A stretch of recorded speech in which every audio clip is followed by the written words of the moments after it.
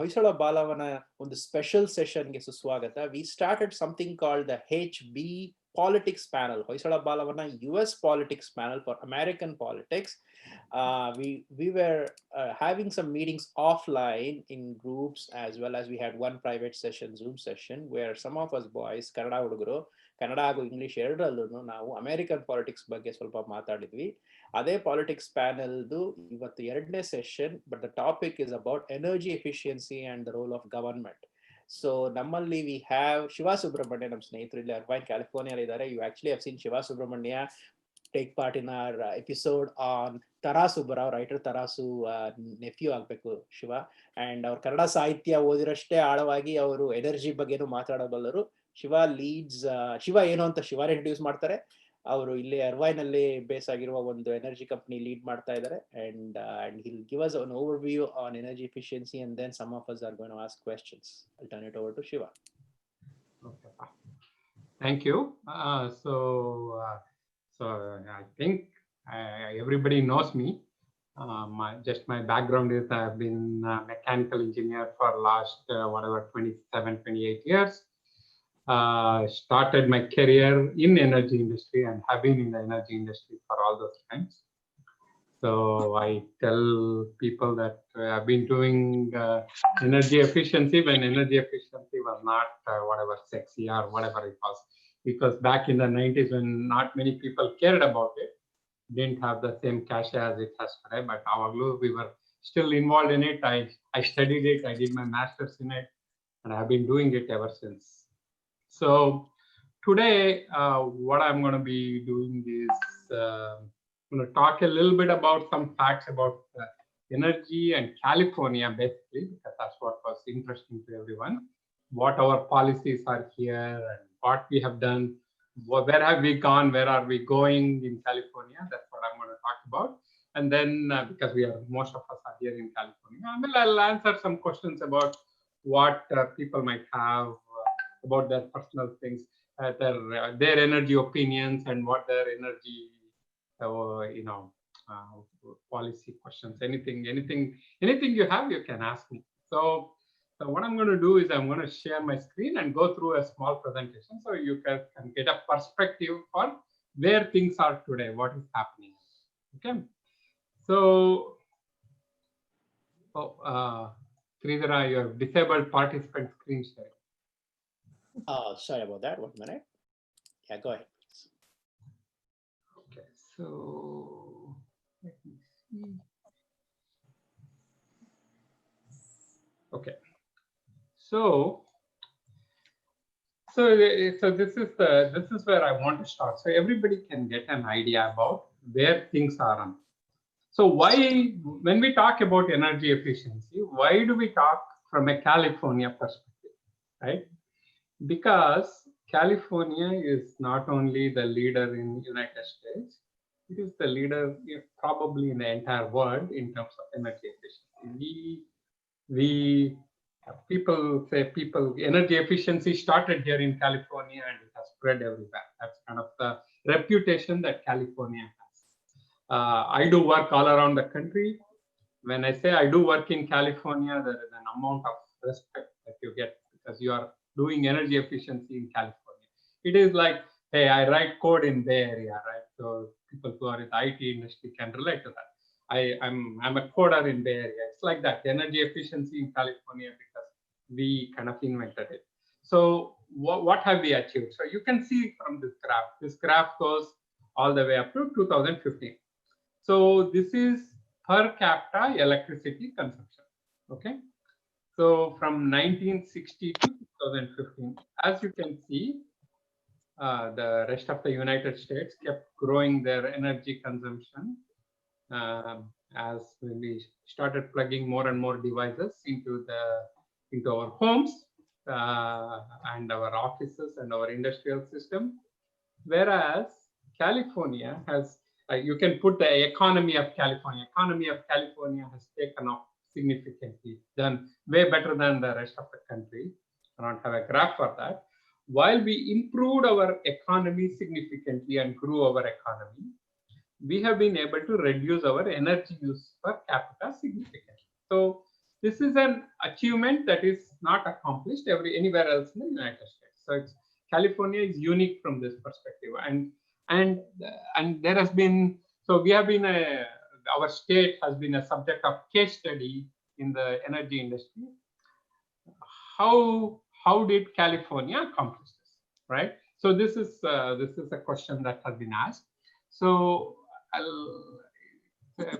it's all policy related. Okay, so basically in the energy efficiency industry, this is a classic study.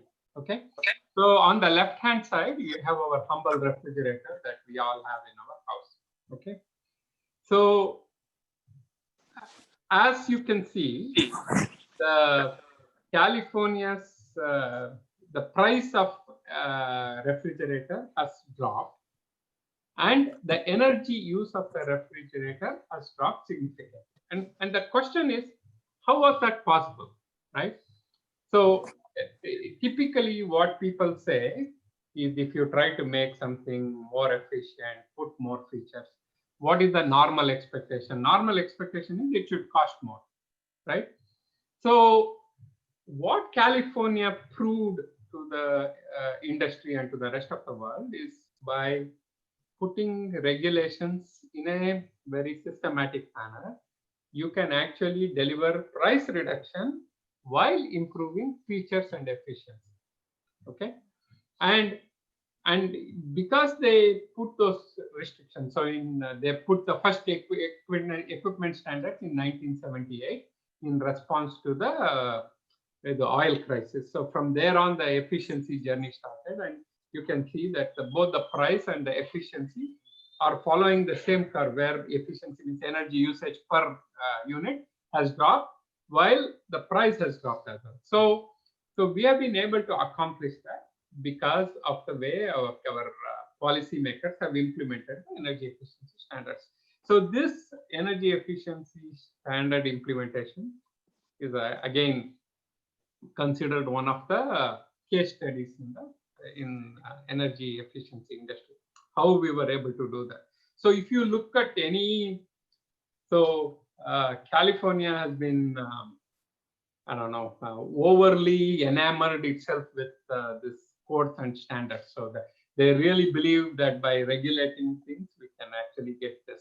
I mean, we have done it, but I believe at this point we are overly enamored and we are making it too hard.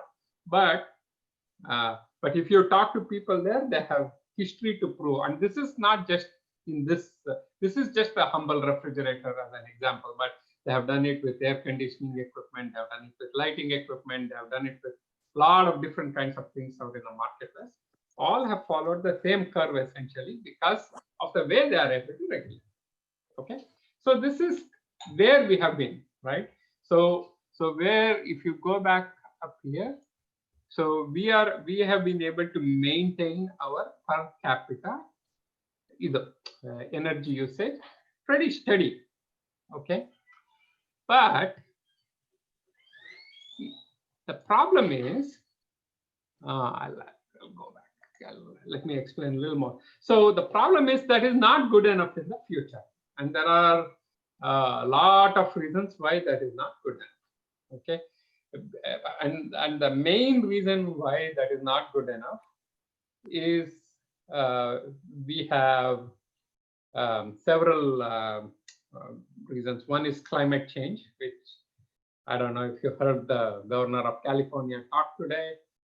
He went to the forest in the middle of the fire, wore his fire clothes, and he proclaimed that climate change is here and we have not done enough and we need to do a lot more. And even the regulations that we have right now are not good enough, right? And we need to do even more to regulate more and to get the energy usage down. And he was calling on the rest of the country to join him in this process. So that's kind of where the regulatory thinking of the state is, right? So that's going to have its impact on the state. Okay, so again, so what has California been able to do from an emissions perspective, right? So if you take again in sustainability market or energy, not energy efficiency, people who are really involved in climate change, they look at 1990 greenhouse gas emissions as a gold standard. So from which we are supposed to reduce. That's when the climate change thing started. People started recognizing that carbon dioxide was a big deal. So how far has California come? So California is right now at about a 40% reduction from 1990 level. So that's how much we have reduced. Okay, so it's a big achievement. Okay, California is doing really good from that perspective. So on the right hand side there is a pie chart that shows where the greenhouse gas comes from in California. Okay, so our biggest issue is with transportation. You can see that it's 40%. Okay, so commercial and residential, all our homes and everything, is only 10%. So everything we can do, we are only going to impact a small portion of energy usage in our homes directly. But the electric power that we use contributes to 15% of the energy. So electricity and our home usage, and right now, if you are cooking with gas or you are heating with gas or all those kind of things, and then the commercial buildings that actually are using natural gas for doing stuff, that's what that 10% represents. All the electric power that we use represents 15%. The industrial sector itself is a big sector that uses 21%. Okay, and then there are some other stuff. Agriculture is a big problem because there's a lot of methane gas that comes out, which contributes to greenhouse gas emissions. So this is not just carbon dioxide emissions. This is greenhouse gas emissions. Greenhouse gas only, there is a lot of different things. There is carbon dioxide, there is methane, there is nitrous oxide, there's a lot of different other gases that constitute the greenhouse gas picture. So that's kind of how the state is structured. Okay, so the thing that everybody wants to focus on is the electricity. Okay, so the question that people ask is, so what is our energy? Where is our energy coming from in California?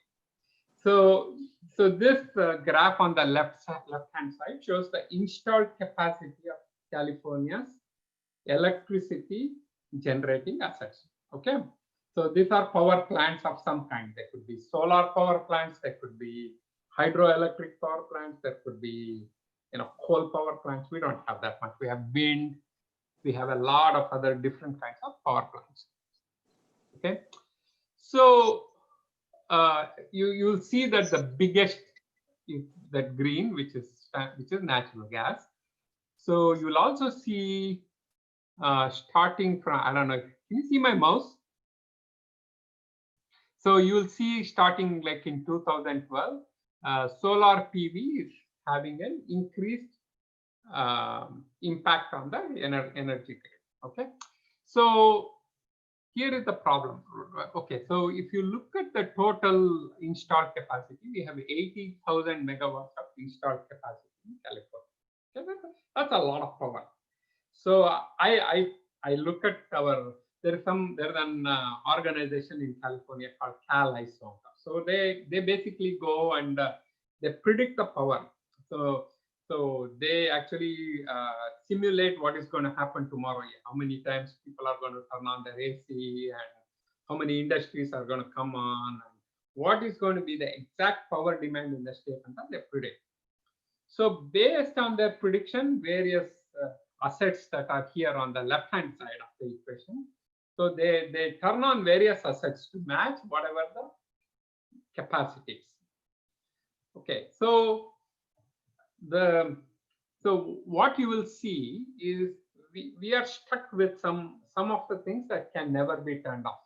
Okay, so large hydro, there is nothing to turn off because the water is there, water is flowing, we are making electricity. Solar PV, there is nothing to turn off because the sun is shining, it's falling on the solar panel, it's making electricity. There's nothing you can do. Solar thermal, it's a very small piece. Same thing. I mean, the sun is heating up the water, oil, whatever, making electricity. We can't do anything about it. Wind, we are stuck with the same problem. Wind is blowing, it's making electricity. We can't ask wind to stop blowing, or we can't tie up the wind turbine. So wind turbine is going to spin, it's going to make electricity. So why does that matter? Why that matters is, so those are fixed assets. Okay. So hydro also can be controlled. They install this thing called pump hydro. So they take the thing, instead of making electricity, they run it through a pump and pump it back up to the top and store it there. There are systems that do that. But at the end of the day, solar and wind are uncontrollable energy sources unless you can store them. Okay. So because we haven't been able to store them effectively so far, so you see on the right hand side, our load on the system. So there's another component to this. Okay. So who all have solar in their houses here? Can anybody lift their hand? I know I have. You have, Mahesh. Anybody else? I can't see everyone. Raj is here. I don't know who else has it. But so when you have solar in your house, my house, if it is making enough electricity to feed my house, it doesn't show up on the grid. So the grid does not see my house. Okay. So there's a lot of people who have solar in their house, and their house doesn't show up on the grid as using power anymore, because of what I'm generating, I'm using it myself. Okay. So what started happening is our load started to drop. Our actual load that the grid sees started to drop. You see this curve here? So it started to drop in 2020. The grid is seeing very low power need because the solar that's on people's roofs and companies' roofs and stuff like that has started to impact the amount of electricity that the rest of the assets need to provide. Okay. So this curve in our industry, we very fondly call it the duck curve. A duck, see, if you see on the right hand side, it looks like the head of a duck. So somebody coined the name duck curve, and it is stuck. So people call it a duck curve. So this is kind of what has caused some problems in the state because of this. So you will see that our new peak is between 6 p.m. and 9 p.m. Not see where the peak is now. It's moved all the way to the right. Okay. So the peak was usually between 12 to 6 was the peak in California for 40, 50 years. That's when the peak occurred. Now the peak is in the night because of the solar energy. So they're trying to solve. That's good because we have plenty of capacity, but it can be problematic. So the reason why we still had some people might have faced a shutdown recently because of the grid. The problem is a lot of the power plants, they shut it down because they don't need it anymore. Okay, it's not needed anymore, so they shut it down. We have over capacity in the state right now, but unfortunately they don't have contracts to turn it on. So they were trying to figure out how to do that. And also we import some of our power, and it's a complicated issue. So we might still face blackouts once in a while in spite of having all this excess. But most of the days, California is in excess surplus capacity now because of all the renewable that we are building. So it's kind of where we are.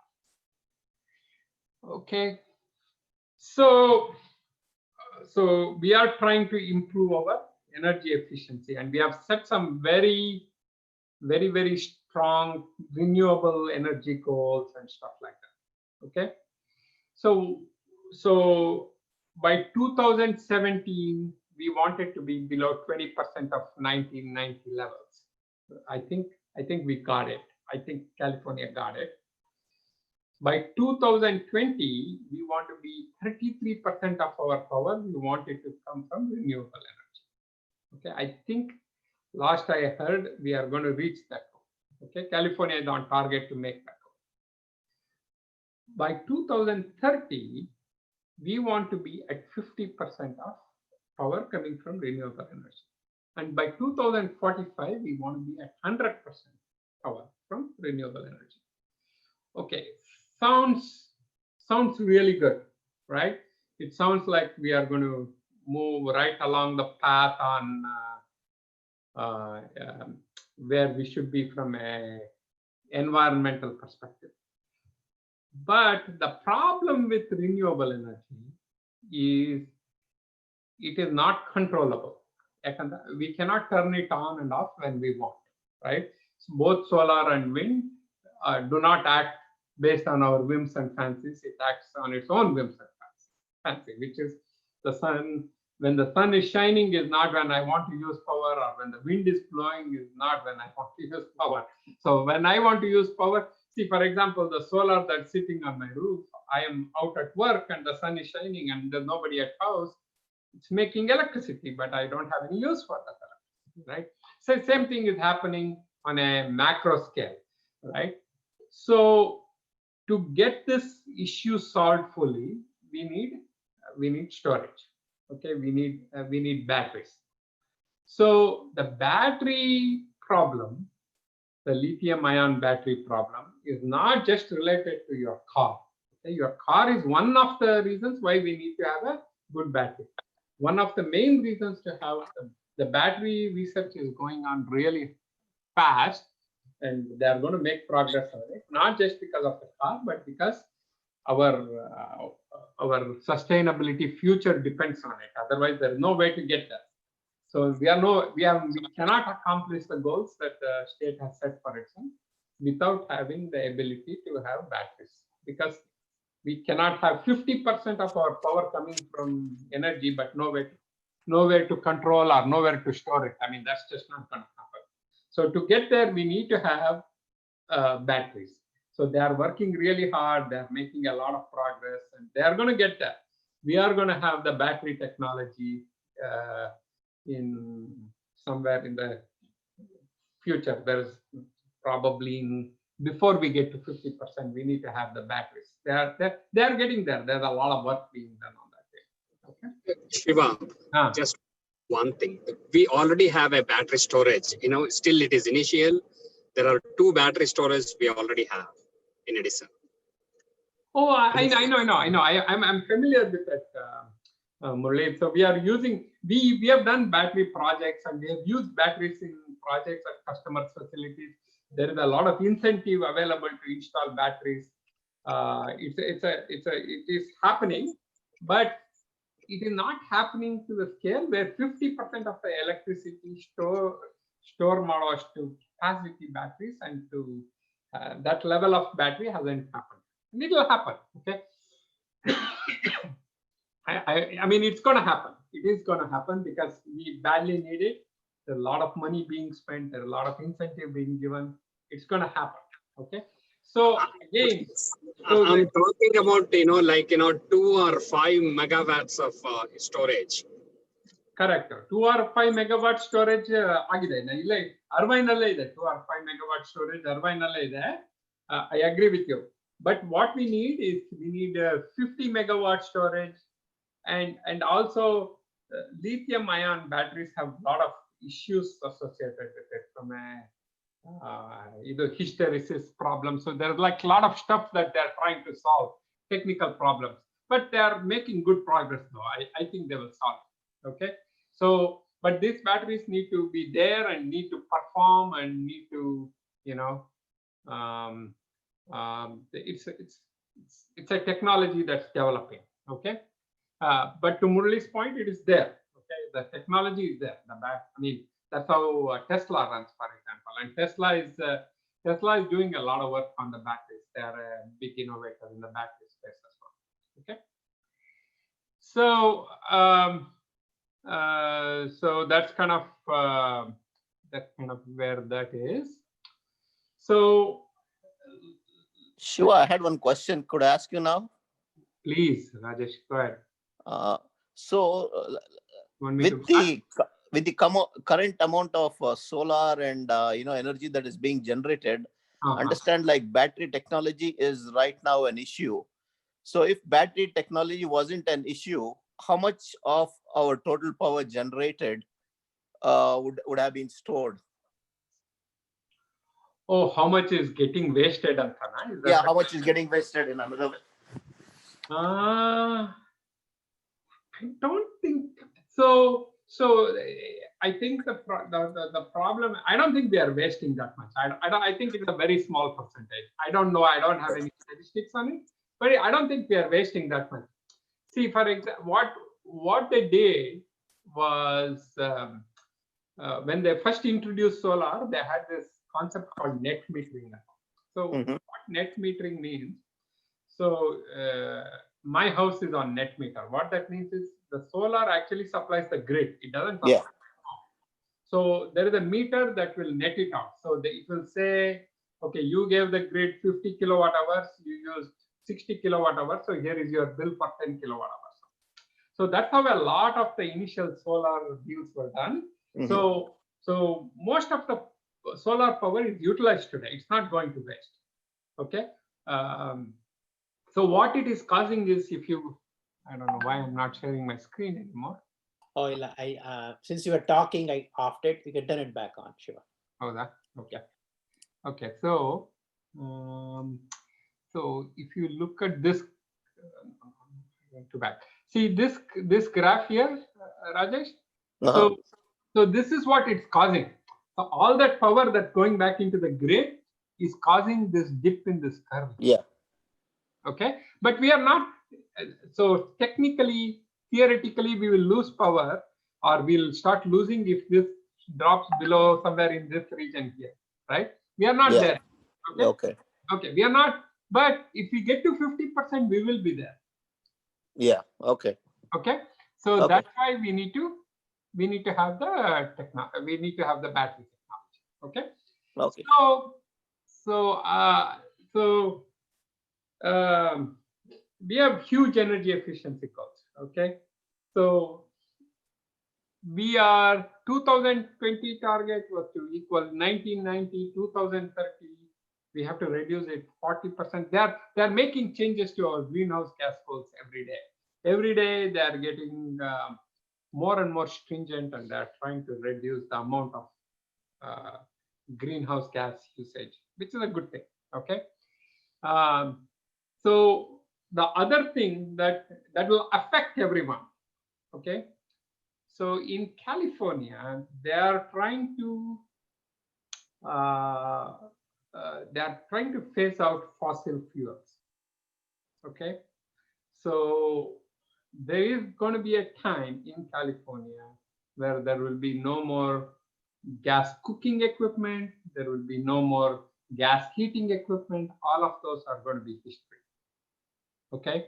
So that's where California is moving. So there is going to be, most of it is going to be, or not most, they want to make sure everything is electric. And the reason is this. So there is this, I don't know if I had a slide on that. Did I do that or not? Oh yeah, I do. Okay, I'll talk a little bit about it. So what they want to do is they want to build a house. So the house is completely electric. So it's electric heating. There's a technology called heat pump, which some of you might have in your house if you don't have a gas heater. So they want to heat the house with a heat pump, cook it with the induction ovens, and then have all LED light bulbs in your house. Everything is completely electric, right? And then you have enough solar on your roof to supply all of it. So the house is a net zero user of energy. So those kind of houses are called zero net energy houses. So that's where California wants to move the ball. Okay, that's where they want to get the housing to. That they're trying to get to zero net energy commercial spaces. I mean, we are working on a few projects. So working with a few people to get people to zero net energy on their commercial stuff. It's hard. It's not easy to do because the scale is really big, and a lot of people don't have enough room to put solar. I mean, there are a lot of engineering problems that you have to solve. But at the end of the day, the people, that's where California is moving. I mean, we are, I mean, if you see on that left-hand side, that black line is our goal. Okay. So they have already done all the estimates on what we can achieve in various sectors. Okay. So agricultural, commercial, industrial, residential, and all of that does not add up to our target line. So we have no clue how we are going to get to our target. Okay. So I don't know. I know all of you are in some management thing. In management, they teach this thing called BHAG. Does anybody know what a BHAG is? It is called Big Hairy Audacious Goal. So what? So it is like saying, hey, I'm going to put a man on Mars in 2040. I have no idea how, but that's my goal. Go figure it out. Okay. So that's kind of how our energy efficiency journey, sustainability journey is happening. They have this very big goal. We have no clue how we are going to get, because all known technologies are not going to get us there. But they are pushing it and hopefully there will be enough innovation in the market, and eventually we are going to get there to solve the perceived problems that we have. Okay, so that's where we are going. So by 2030, they want to get to 40% below 1990 level, which is, I don't know how, because see, there's only so much you can save energy that is used, right? Shiva, can I ask you a question? Yeah, please. You're producing X amount of electricity in money roof, you're not using it, obviously. So the household and all these things that you're using is less than 2, 3, 4%, but the transportation is the biggest consumption of electricity in India. So greenhouse gases, not electricity. Okay. Then why are we talking about all these little things when there's a bigger thing that you're staring at and not being addressed? No. They are trying to address that. So this the greenhouse gas goals include the goal with the transportation sector as well.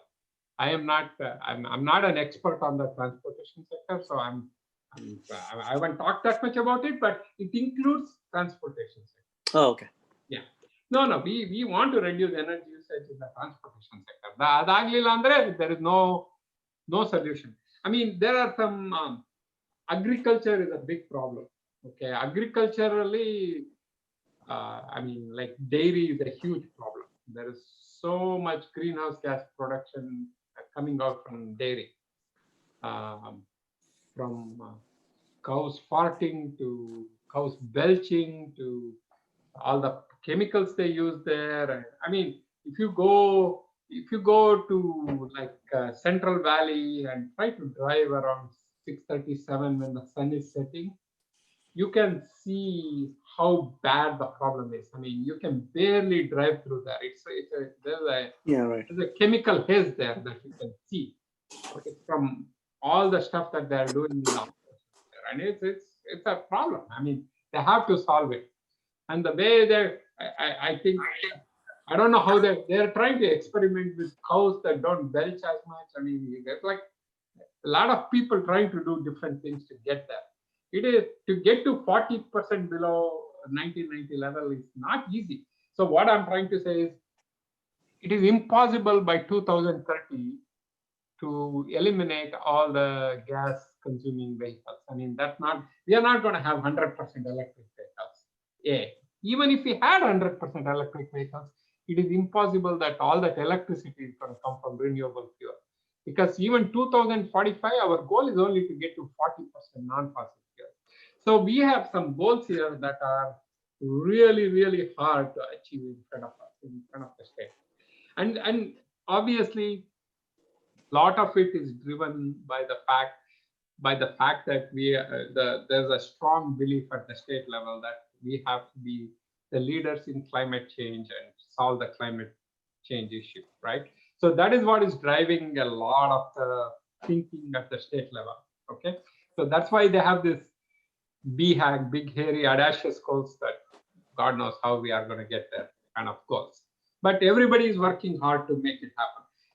What I was trying to say is, Okay, I can change my fluorescent bulb to LED bulb, but still I need to have an LED bulb, right? I need still light. I mean, nobody's going to turn off the light completely, right? So we can't do that. So there is still going to be energy used, and how are we going to get to that kind of level? I mean, nobody knows. So there's no plan. So the plan, this plan we have by 2029, we know all the sectors. If everybody executes perfectly, we can get to this level. But our goal is on the top here, and we have no idea how to get to that goal. So that's where the state is. Okay, so so there was a question: how does this affect the demand side and the supply side? So it's going to affect both, not just how we use electricity, how electricity is distributed. So this gets into kind of what Murli does. Okay, so current paradigm is this: there are these big power plants that are sitting in let's say desert or wherever it is, or hydropower, whatever, and we have this big network that is going to send power all the way to our homes, and we utilize it. So that is the current paradigm. That's on the left hand side. Okay, the new paradigm that they are trying to shift to is what is called microgrid. So what they are trying to do is there will be a lot of distributed resources of energy, right?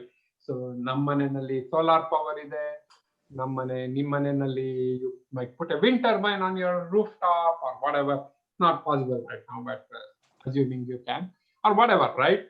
And they are all going to be connected intelligently using this concept called microgrid, and people are buying and selling power into this microgrid, and that's the future that they're expecting. And this is what people are theorizing is going to solve the problems on the supply side of the equation. So it's not going to be this big transmission lines running all around the state. So the people are predicting that in another 10 years, some of those, or we are slowly going to wean away from big transmission lines and move it more into what are called microgrids.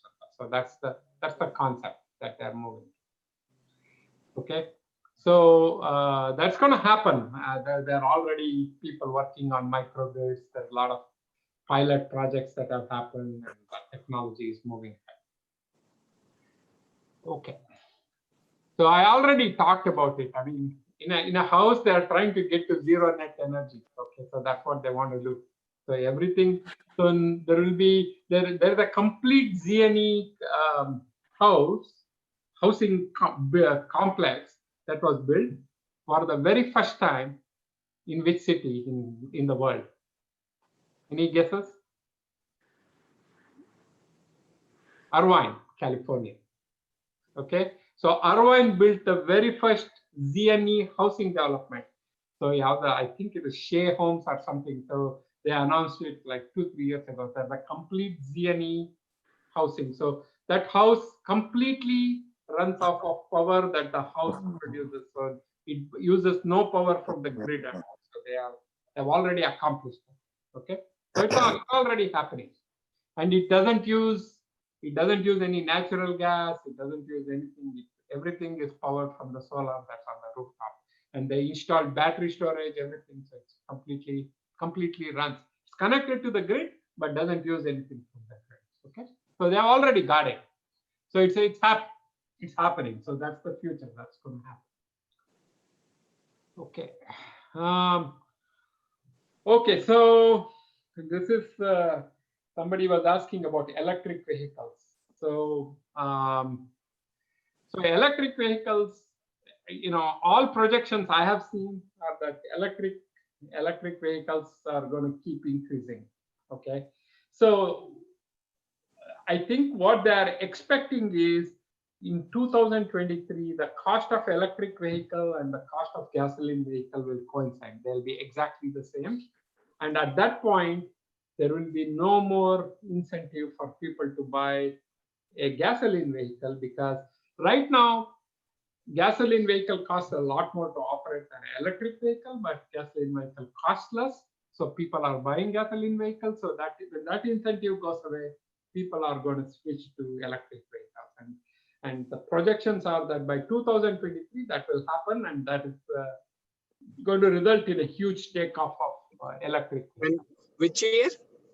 2023, Oh, in 3 years. in 3 years.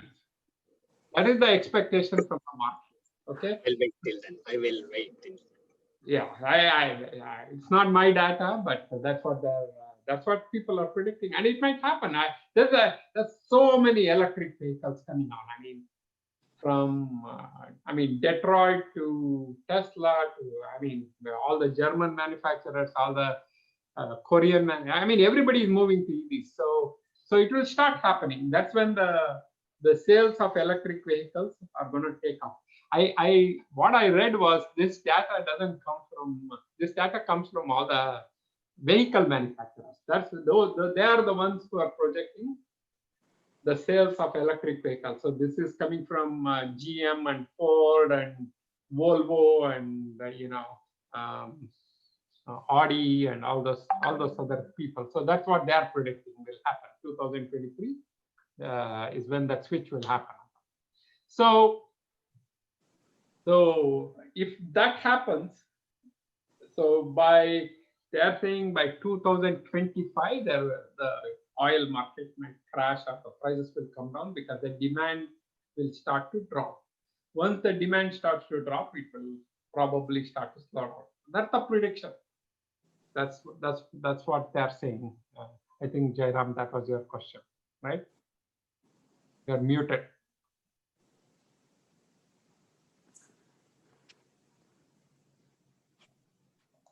I can't unmute you. Yeah, I think.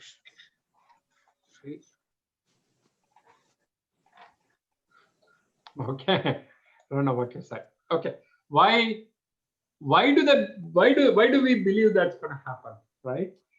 So electric vehicles are going to follow the same phase trajectory as solar energy. That's what they say. Okay, so in 1977, solar energy was $76 a watt to buy it. Okay, today is 25 cents per watt to buy solar energy. Okay, and solar energy is less expensive than your traditionally produced energy. So that's where we are, right? So when you incentivize a technology and it gets to scale, the prices are going to drop and everything will become economical. And that's just market dynamics, because the more and more people are going to enter because the price is high, and they'll start to innovate and the price drops and everything will be, and that's just the way market works. So that's all I had to share. I hope I answered all the questions you guys asked. Anything you want to ask, I'm open for questions. Yes, Shiva, I got it. So it's a 2023. That is the year you're talking about.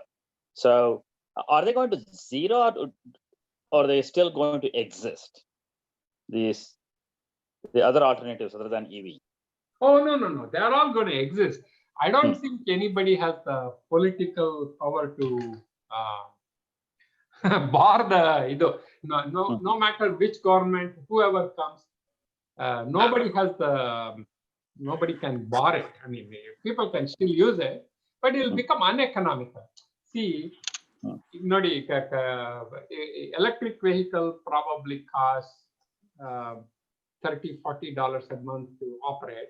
A gas vehicle costs $100 to operate from a gas perspective, or $200 if you have a gas Tesla. Plus, it has got maintenance of another $50-100. So it's like, why the hell would I want to buy a gas vehicle? I mean, that's where it is, right? So that's what they are hoping to get. To draw parallels, I mean, diesel was historically a little messy to maintain, but it was cheaper to own, at least in India, for example, right? Right. But then the balance is now, people are thinking twice, why diesel and gasoline? So that was one of my questions too, actually, Shiva. I mean, in India today, because of in India and other countries like India, where the population is large, and the affordability of electric vehicles is still not as it is in the West, especially it's not like in here. That's why when hybrid cars were never popular in India. So what's your prediction on, what would it take, especially with the population there, to mass adoption of electric vehicles? I think India needs EVs more than US does. Oh. Because India does not, I mean, in at least here we have petroleum resources. In India, we don't have petroleum resources. India needs to move to electric vehicles because, and if we can produce it renewably, it's going to help significantly.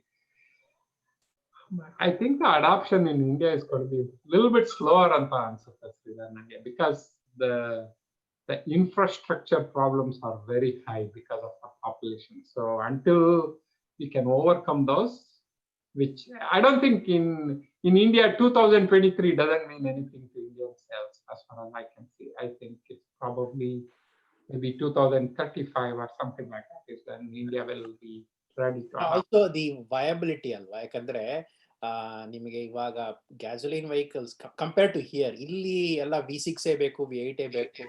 ಅಲ್ಲಿ ನಿಮಗೆ ಅದೇ SUV, there's no SUV that's even bigger than V4, and ನಿಮಗೆ mileage ನೋಡ್ತಾರಲ್ಲ. So mileage and cost of operation ಇಲ್ಲಿ compare ಮಾಡ್ರೆ ಅಲ್ಲಿ ಬಹಳ ಕಡಿಮೆ.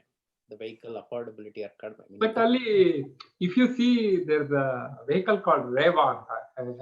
ಅದು 90s ಎಲ್ಲ ಇತ್ತು, correct.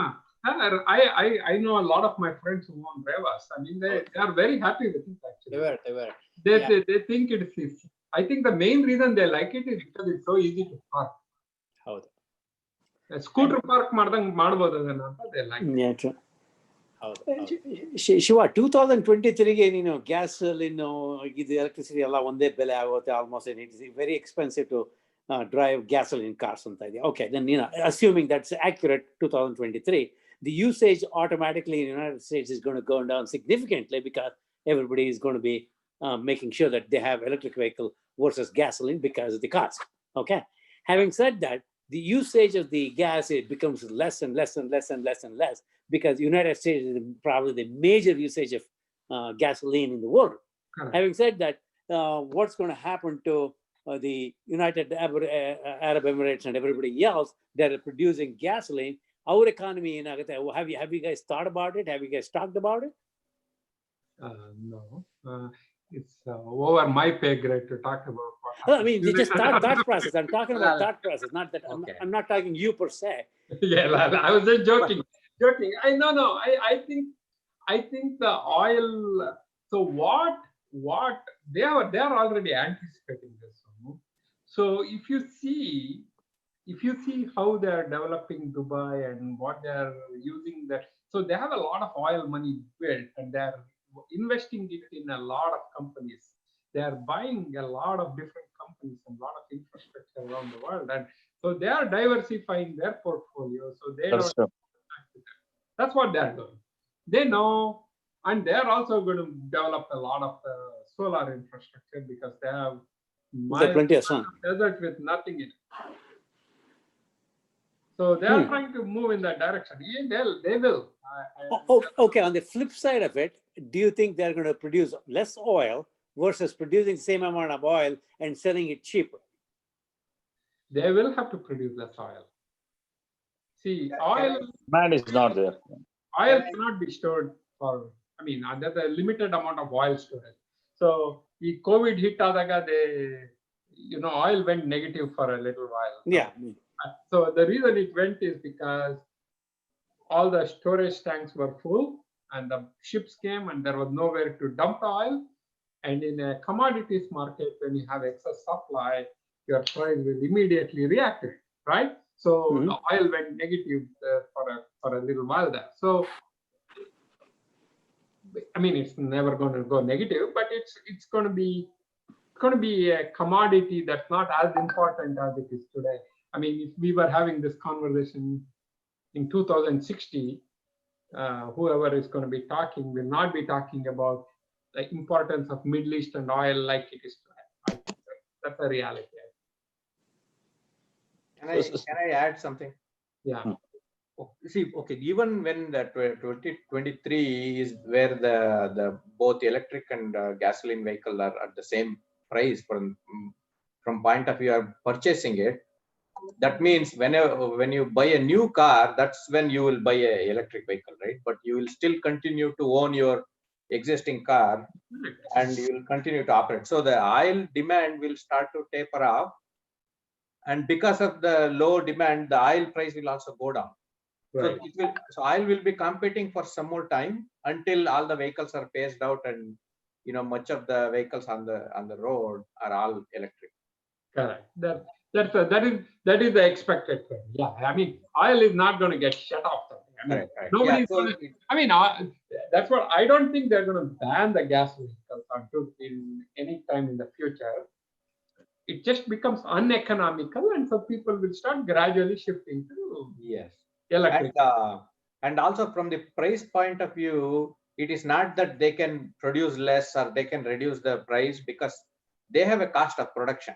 Just to produce and transport, they have to spend some money, right? So per barrel, they cannot go less than certain value. So I mean, if they do, it's like $20. So that's the cost to get it out of the ground, right? And then it costs another whatever $10-15 to refine it or something. There's like a 30. Their break even is $40 generally. Yeah. So if they cannot reduce the price, at the same time if there is not much demand, so that's when it will probably get cut off, but that's many years away. Yeah. And if you want to see how this economics plays out, if you look at coal, natural gas replaced coal, right? So even if people want to bring back coal, they cannot, because there is a cost of production for coal based off energy based off of coal, and natural gas easily beats that. So the coal cost of coal is still less than natural gas. Less. But we have what we have done is we have put regulations in place that makes coal expensive. So the cost of coal is still very, very low. Okay, maybe when you want to introduce a new power plant, right? New plant, then if you do the cost, the coal is more expensive than natural gas. Right. I think solar comes in between. So it's natural gas, solar, and then coal. But so they are saying solar is going to be cheaper than natural gas in the near future. So solar is going to be, there's so much production of solar that solar will be the cheapest source of energy. So that's where we are trying to get. Correct. Yeah. So right now, it's natural gas and then solar and then coal. But then solar will go under, and that will become cheapest.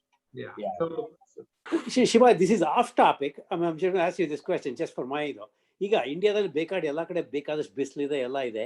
Why are they not adapting to the solar technology as it's adapted here or anywhere else? Because the electricity ಇಲ್ಲ. ಇದು ಕರ್ನಾಟಕದಲ್ಲೇ there are huge solar projects that are being done. I mean, the solar thermal is a big deal in India. So that is there. The India adopted to solar thermal well before anybody else in the world did. So solar PV, no, there is good adoption actually. But in India, it is really, really good. We should adopt more to PV because we have so many remote places. ಈಗ ಯಾವುದೋ ಎಲ್ಲ ಹಳ್ಳಿಯಪ್ಪ ಎಲ್ಲ ಇದು ಎಂಥದ್ದು ಬಿಳಿಗಿರಿ ರಂಗನ್ ಬೆಟ್ಟದ ಮೇಲೆ power produce ಮಾಡ್ಬೇಕು, power electric power ಕಳಿಸ್ಬೇಕು ಅಂದ್ರೆ ಎಷ್ಟು ಕಷ್ಟ. ಅಲ್ಲಿ 4 ಸೋಲಾರ್ PV ಪ್ಯಾನಲ್ ಹಾಕ್ತಾ ಒಂದು ಬ್ಯಾಟ್ರಿ ಹಾಕ್ತಾ ಒಂದು ಮನೆಗೆ ಎಲೆಕ್ಟ್ರಿಸಿಟಿ ಕೊಡ್ತಾರೆ. They will be so happy. A lot of people without power like that. I mean, I'm just correct. That is my question. ಯಾತಿಗೆ ಅಲ್ಲಿ ಮಾಡ್ತಾ ಇಲ್ಲ ಇನ್ನು ಅಷ್ಟರಾಗಿ ಅಂತ ನಾನು ಕೇಳಿದೆ. ಮಾಡ್ತಾ ಇದ್ದಾರೆ, ಬಟ್ ಗವರ್ನಮೆಂಟ್ ಇನ್ಸೆಂಟಿವ್ ಕೊಡುತ್ತೆ ಅಷ್ಟೇ. 15,000 ಏನೋ ಕೊಡ್ತಾರೆ. You can buy 2 solar panels and a battery and maybe 2 tube lights or something like that. ಈಗ ಬರ್ತಾ ಇದೆ ಅದೆಲ್ಲ. ಅದು ಏನು ರೆಸಿಡೆನ್ಸಿಯಲ್ ಬರ್ತಿದೆ. ಇವ್ರು ಹೇಳ್ತಾರಲ್ಲ ಶಿವ, ಹೆಂಗೆ ಏನಾದ್ರು ಅಗ್ರಿಕಲ್ಚರ್ ಬಂದ್ರೆ, India is still majority of the agriculture economy ಅಲ್ವಾ? ಸೊ ಈ ಅಗ್ರಿಕಲ್ಚರ್ಗೆ ಏನಾದ್ರು ಬಂದ್ರೆ ಮಾಸ್ ಪ್ರೊಡಕ್ಷನ್ ಆದ್ರೆ ಚೆನ್ನಾಗಿರುತ್ತೆ. But residential solar pump sets ಎಲ್ಲ ಇವಾಗ ತುಂಬಾ ಬಂದ್ಬಿಟ್ಟಿದೆ. ಇನ್ಫ್ಯಾಕ್ಟ್ ರೈತರುಗಳು ಹಾಕೊಳ್ತಾ ಇರೋದು ಏನಕ್ಕೆ ಅಂತಂದ್ರೆ, ಗೌರ್ಮೆಂಟ್ ಇನ್ಸೆಂಟಿವ್ ಒಂದು ಎಷ್ಟೊಂದ್ಸಲಿ ಪವರೇ ಇರಲ್ವಲ್ಲ, ಅದಕ್ಕೋಸ್ಕರನೇ ಸೋಲಾರ್ ಪಂಪ್ ಸೆಟ್ ಹಾಕೋತಾ ಇದಾರೆ ಎಷ್ಟೊಂದ್ ಜನ. lot of times it's also about awareness. ಎಷ್ಟೊಂದು ಜನಕ್ಕೆ ಅದು ರೀಚ್ ಆಗಕ್ಕೇನೆ ಎಷ್ಟೋ ವರ್ಷ ತಗೊಂಡ್ಬಿಡುತ್ತೆ ಒಂದೊಂದ್ಸಲಿ. ಬಟ್ ಅದು ಎಕನಾಮಿಕ್ ಅಲ್ಲ ಅಂದ್ರೆ ಇವಾಗ ರೀಸನಬಲ್ ತುಂಬಾ ಎಕ್ಸ್ಪೆನ್ಸಿವ್ ಹೆಂಗೆ? ಮುಂಚೆ ಎಕ್ಸ್ಪೆನ್ಸಿವ್ ಇತ್ತು, ಈಗ it's okay, people can afford. ಹೌದಾ? ಈಗ ಒಂದು 2-3 ವರ್ಷ ಕೆಳಗೆ ಒಂದು ವಿಡಿಯೋ ಬಂದಿತ್ತು, remember they are electrifying the village in remote Himalayan country, the last village of the Himalayan country ಅಂತ ಹೇಳ್ಬಿಟ್ಟು. It was a big and very nice video. That ಎಲ್ಲ village, completely village electrified using the solar. ಇಲ್ಲ it is happening. I think the problem is money. Cost. capital. ನನ್ನ friend he is from Sagar, he is a lecturer. ಅವನು ಹೊಸ ಮನೆ ಕಟ್ಟಿಸಿದಾಗ they got they planned, they put it, they electrified completely a whole home, and it was a little expensive. He said that he didn't look for the budget, but he wanted to get the solar anta. See, whoever can capable can spend a little more money, they can still do it. And they got it from Singapore. That's what he was saying. So you guys are telling me that the technology is there, but it's just a matter of cost that's not driving people to do that, is it? ಅಲ್ಲ, ಈಗ ಏನ್ ಗೊತ್ತಾ, ಈಗ KB ಅವನು ಬಂದು electricity supply ಮಾಡ್ತಾರೆ, ಅವನು metre ಹಾಕ್ತಾನೆ, ನೀನ್ ತಿಂಗಳು ಇಷ್ಟು ಕೊಡ್ತೀಯ, you don't understand what you are paying, right? That's typically what happens. ನೀನ್ ಸೋಲಾರ್ ಹಾಕೋಬೇಕಾದ್ರೆ, see now you need to put that, you're going to have an inverter, you're going to have all this equipment, how to operate, what to do with it, adella there is still some knowledge needed, there is still some and the to put that solar panel and inverter investment. Those are all the barriers to implement it. So Shiva, the regulations is what makes coal ಇದು expensive ಅಂತ ಹೇಳಿದಲ್ಲ. ಈಗ I know we are the big polluters, big users, but still as a country we are still one of the cleanest country in the world, alva? No, we are the most polluting country in the world. We are polluting, but the quality of air that we breathe, no and everything is still better than most other countries, alva? Correct. So the way to look at that is different. So the problem we have is we have on a per capita basis, right, we produce more emissions than anybody else in the world.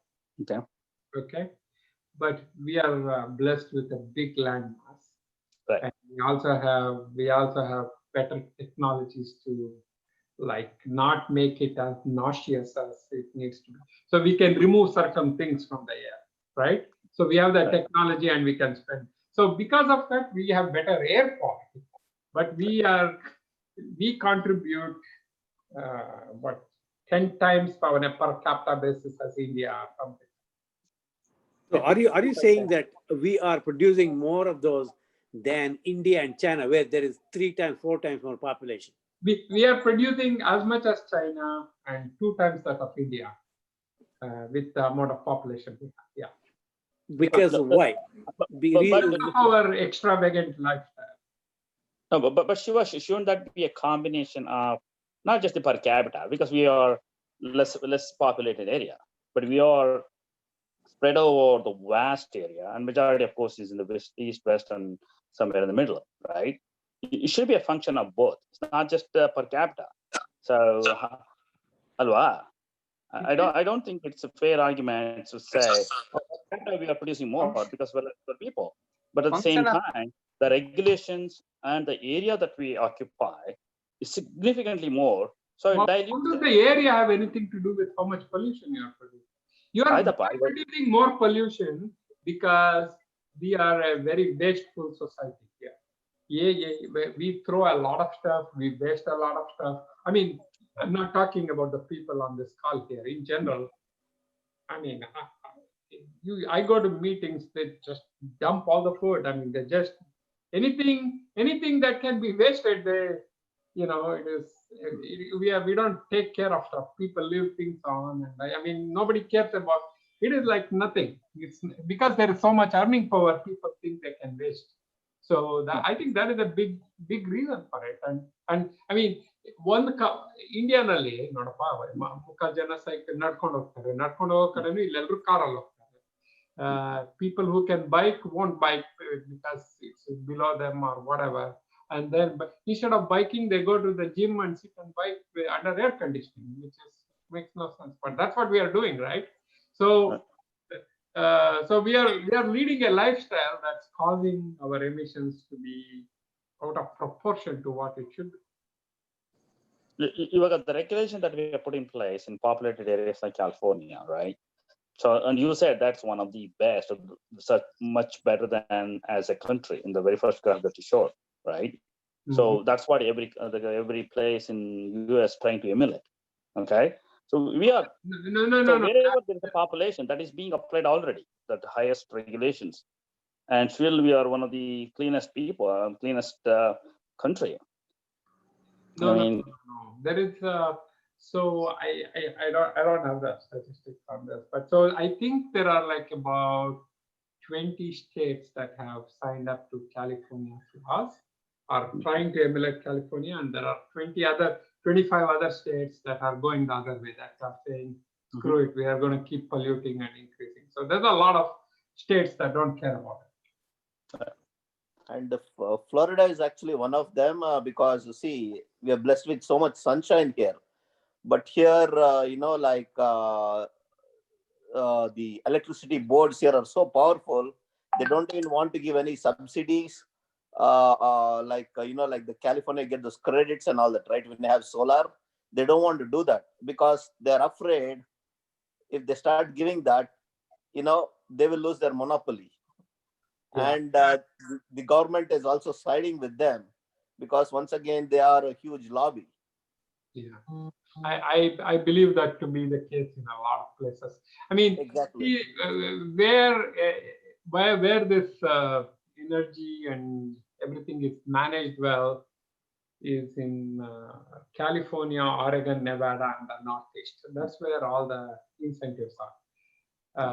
There are some other places that are trying to catch up. Actually, Florida is trying to catch up. They are getting Florida is trying to catch up now. I know Illinois is kind of getting better. I see some stuff in Illinois, but in general, the Midwest, like Nebraska and all that, I mean, it's like nothing. They don't care. Now, there's not a huge demand there. This align with now, since we call ourselves a political panel. I know we kept politics out of this discussion all along today, but Florida being that way, California being this way, and other states being that way, is that aligning to the party that's in power in those states? And if yeah, there is definitely. It's always, bro. It's always the case. Why is one it? One is party, other is money. So California is the richest country. It can be a country of its own. Astu dodide. It's just a pocket change to throw for any of these clean energy initiatives. Whereas it's a large sums of money where there's literally no business income or anything there. It's a good significant portion of their budget itself. For California, it's very small, very, very small, no matter how much money they throw into this. And of course, we are the biggest polluters because highest maximum populated area as well. So that's why you're paying a due share. And the other places have lot less revenue. That's that's what they're doing. I mean, what is first for priority wise, right? You cannot say, if you want to make it like energy you want to make it the cleanest country, every part of the country, but at the same time, the economy, the richness is not equally distributed as well, either through people or through area. So what does the how does politics and government come into picture here? As in, why is it that without naming the two parties, so is one anti-energy efficient and the other pro-energy efficient? Is it like plus or minus? I think, see, there is what I think is that there are some fundamental belief differences.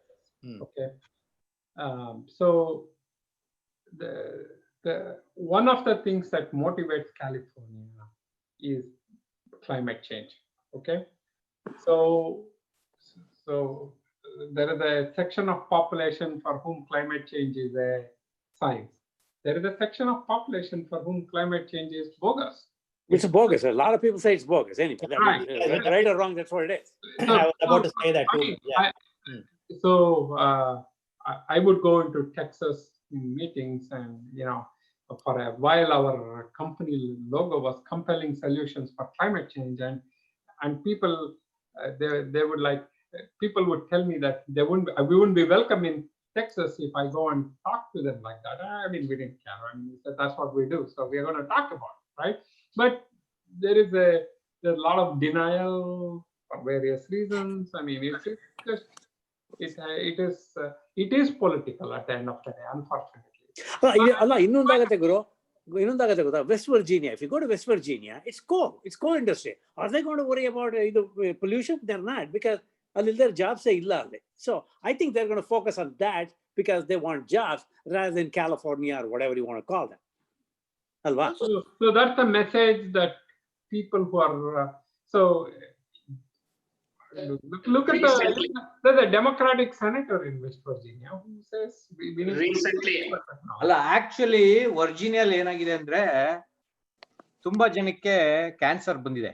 Okay, and people have really suffered, and also it has wiped out lot of mountains and their environment. So that's one of the reason why that Democrat, anyway, there is a senator there, but they are not opposed to green energy anymore. Okay, and there is a lot of change that's happening in even in countries like states like Virginia. Look, again, it's there, but you're not going to eliminate the coal mining jobs in West Virginia overnight. It's going to take a significant amount of time to do that. Whatever is there will sustain until they close, but there are no new plants that are getting open. See, that's but the closed one, he opened it. Remember last year? Yeah.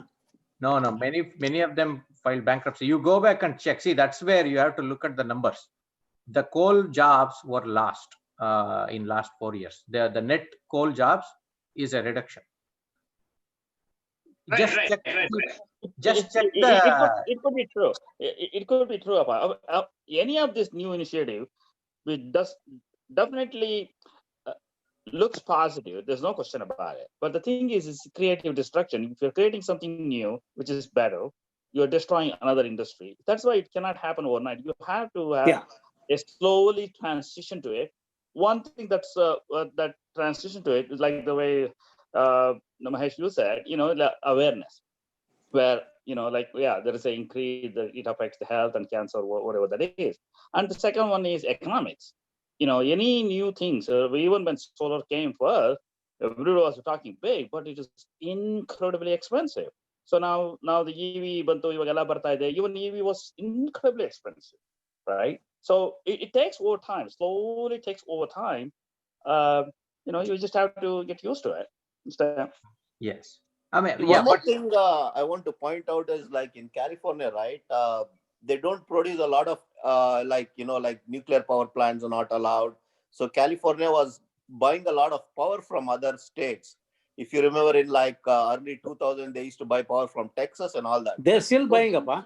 They're still buying. So that is the reason there's a huge incentive in California to go with all these, alternate technologies, green this thing, technologies, so that the dependency is reduced. Shiva, you could correct me if I'm wrong. No, yeah, you are not wrong. But see, there are two aspects to this. One is the environment, right, which is important. The second, equally important, there is a reason why we call solar and wind renewable, because the other what are called dirty technologies are fossil fuel technologies. There's the amount, there's only so much available at the end of the day, right? Yeah. If we deplete it, we are done with it. I mean, the earth took for 60 million years to make fossil fuel. I mean, we cannot make it. There's no factory to make fossil fuel. There's a limited amount on the earth, and when it's over, it's over. I mean, that's it. There's nothing more. So we have to innovate, and we have to change, not just because we are polluting the air above us, but there's only so much fuel available below us. I mean, Finite resource. yeah, it's a finite Even resource. So we have to change. I mean, I don't care what your politics is, what you believe. Nobody has the ability to make petroleum when it's Forever. no more left in the earth. I mean, it's just over. That's right. Yeah, that's true. That's true. Very true. Yeah. So anyway, this was good. I hope. It was very, very good. First of all, the presentation, and got some comments on YouTube as well. I was reading them. Rameshwari and Smita had gone. Smita, you know Smita anymore. Yeah. That said, wonderful presentation. Yeah, it was very nice. I was still looking at those numbers. I thought it would be much, much more in the future. And now I concur with Murli. In fact, even I might even jump the EV bandwagon even earlier. I was briefly, and then I gave it up because it didn't solve my requirement, which is, will I be able to safely go to Las Vegas without having to recharge? The day is coming. The day is coming. of course you can. You know, talking about Las Vegas is center of the world. That's just one. I know. Baseline for me. 265 miles with mountains and desert. ನೀವು ಎಲ್ಲೂ ನಿಲ್ಸದೆ recharge ಮಾಡಕ್ಕಾಗದೆ. Even in a 315-mile Tesla, it's not possible because my friend had to recharge. Hey, he's coming with a million mile battery or something like that.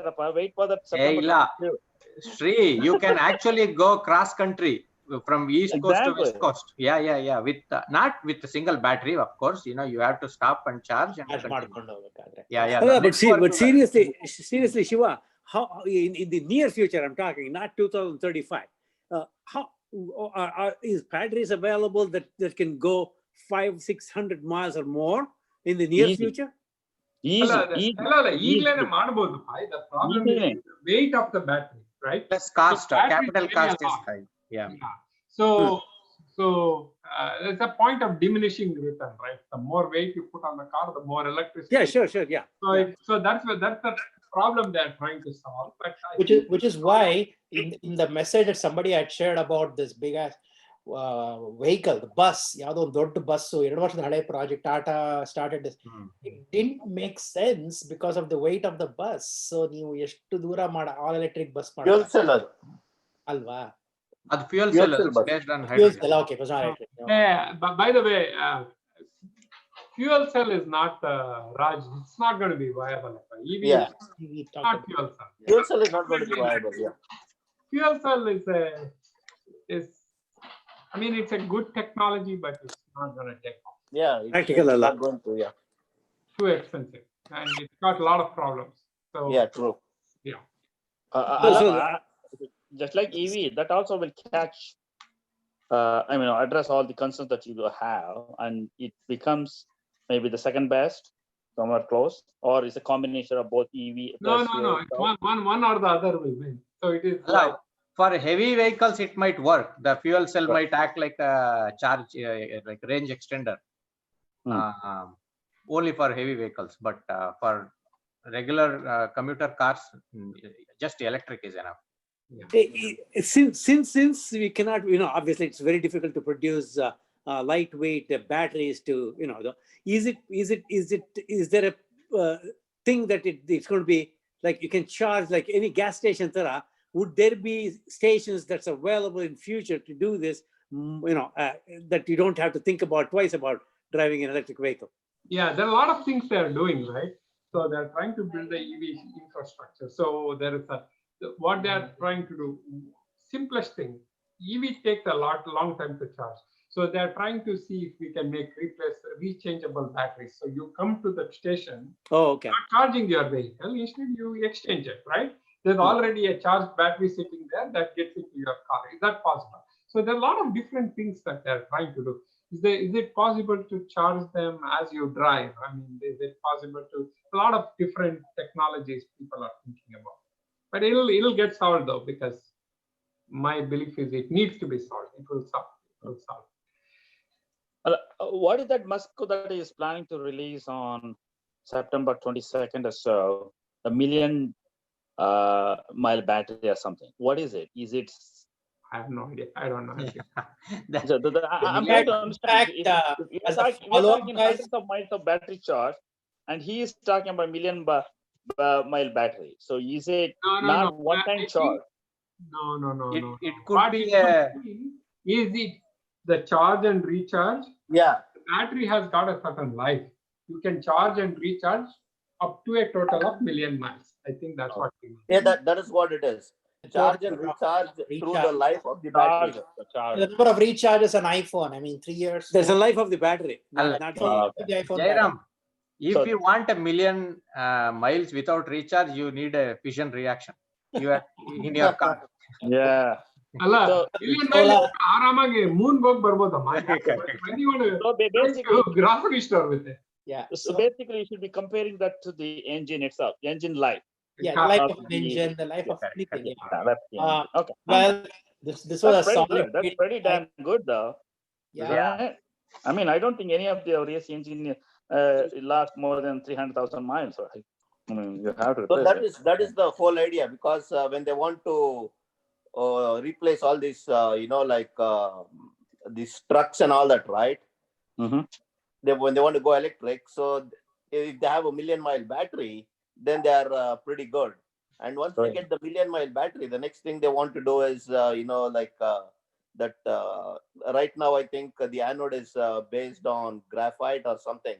So they want to get with that silicon lithium ion battery. Correct.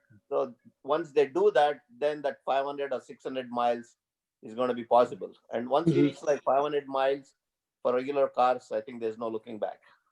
Right. Right. Yeah, you're right. You're right. You know, Shiva, I have written like 14 questions, but I think I'll get to ask only one. So I'll ask you one important question. Mhm. Does government has any role in regulating and setting policies for energy and energy efficiency? Or do you Does think it have a role or does it have a role? no, in your view, does government has any useful role, or do you Oh, think absolutely they do. They have to, because or no, let me finish. Do you think a free market will take care of itself? absolutely not. No. It's not. Yakappa, Because- Why do you because isn't that more efficient, Shiva? I mean, the government has a role in shaping where the future needs to go, because see, the free market is efficient at a certain point in time, right? For example, if the government had never incentivized solar because it's important, the solar would still cost $77 a watt and nobody can use it still, right?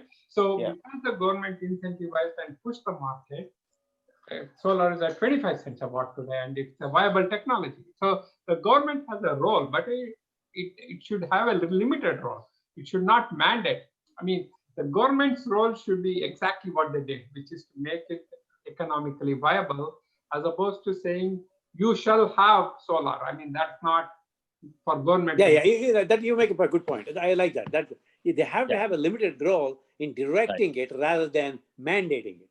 Right. Yeah. Right. Yeah, they have to steer them in the right direction. When once it's almost like a kusti aadenge, where when both are trying to do, they just bring them to peace, then take the hands off. Yeah. Yeah, that's good. That's good. I agree.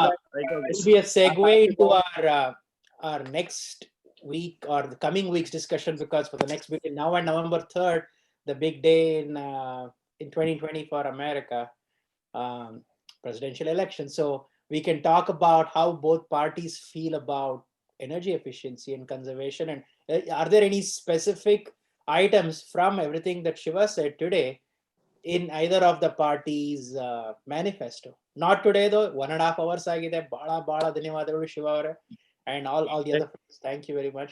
It was good, Appa. Thank you. Thank you. It was very informative. Thank you.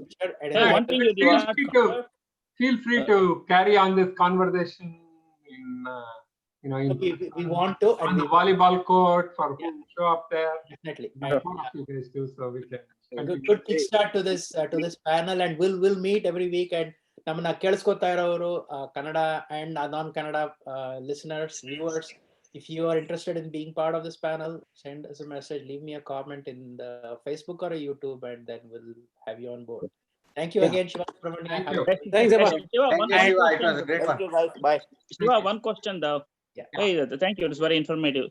You didn't tell me about your company itself. I mean, I thought you were going to say what you do and Yeah, what your yeah, company- Yeah, before we wrap up, yes, please go ahead. No, we help like large commercial, industrial, and institutional companies navigate this and achieve energy efficiency and sustainability. So, like Google is our client. We do a lot of work for Google. We do a lot of work for Facebook, San Francisco Airport, UCLA, UC San Diego, Pepsi, people like that. That's what we do. We help them bring technologies to them on their energy use side to make sure that they can reduce the usage. So that's what. What's the name of your company, Shiva? My name of my company is Empowered Solutions. So it's enpllc.com. You can put. And you're a partner. He's the owner, yes. Yeah. He's the owner. Yeah. Yes, sir. You're the CEO? Yeah, we don't use that term, but yeah. Yeah. So you do that. He's one Okay, of cool. our So for you, the lower the energy, the oil price, the better it is, right? No, it doesn't matter.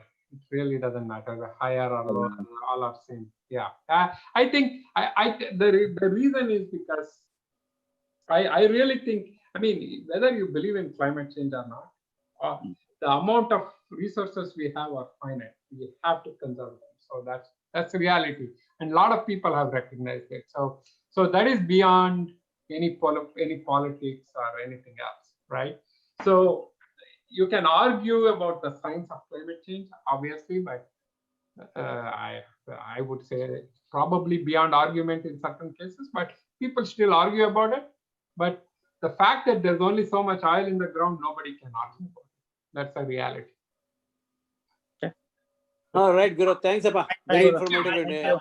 Good night, guys. Everybody else. Thank you. Thank you, Sri, for hosting. Thank you. Thanks, Appa. Thanks, everybody. See you all tomorrow. Yeah. Hey, Bye. see you all tomorrow for volleyball.